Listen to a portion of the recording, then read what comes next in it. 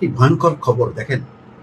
কুমিল্লায় স্বামীর কাছ থেকে স্ত্রীকে ছিনিয়ে নিয়ে দলবদ্ধ ধর্ষণের অভিযোগ, গ্রেপ্তার 4।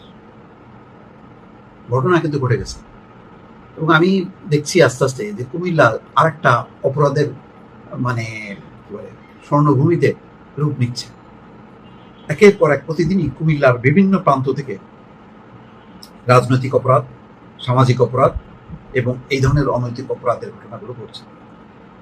আমি দেখছিলাম যে পুলিশের বক্তব্য যে তারা খুব শীঘ্রই নাকি এলাকা ভিত্তিতে যারা সন্ত্রাস করে, চাঁদাবাজি করে, আইন শৃঙ্খলা পরিস্থিতির অবনতি করে, তাদের বিরুদ্ধে অভিযান শুরু করবে। আসলে এই অভিযানটা কবে শুরু হবে?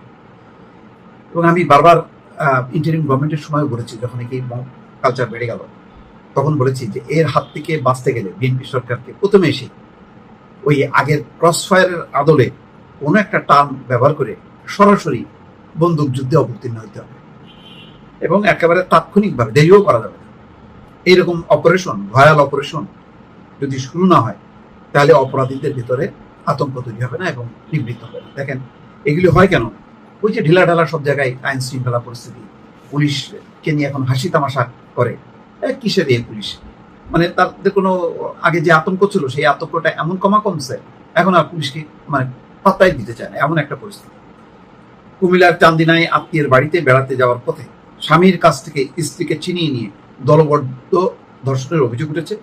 রোববার দিবাগত রাত 12টার দিকে চান্দিনা উপজেলার মাইসখার ইউনিয়নের কামারখোলা গ্রামে এই ঘটনায় জড়িত থাকার অভিযোগে 4 জনকে গ্রেপ্তার করেছে পুলিশ। ওই নারী এক সন্তানের মা।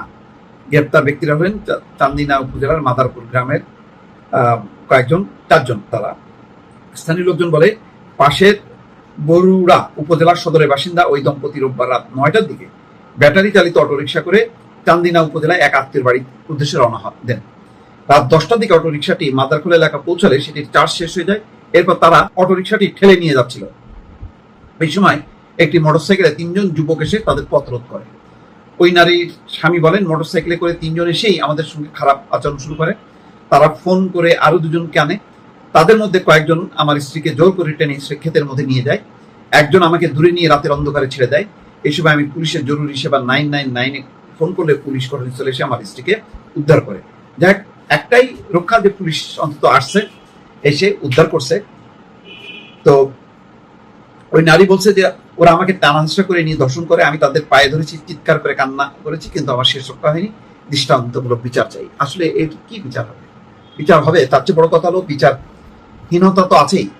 সবচেয়ে বড় কথা হলো এই যে যারা অপরাধগুলো করছে তাদের মধ্যে ওই ভয়টা ঢোকেনি যে কি ধরনের অপরাধ করতেছে এবং তার পরিণতি কি হবে। এই ভয় ঢুকানোর কথাটা আমি বারবার সেই ইন্টারিম গভর্নমেন্টের আমল থেকে বলছিলাম যে ভয় ঢুকানোর একটা ব্যবস্থা করতে হবে। কেমনে?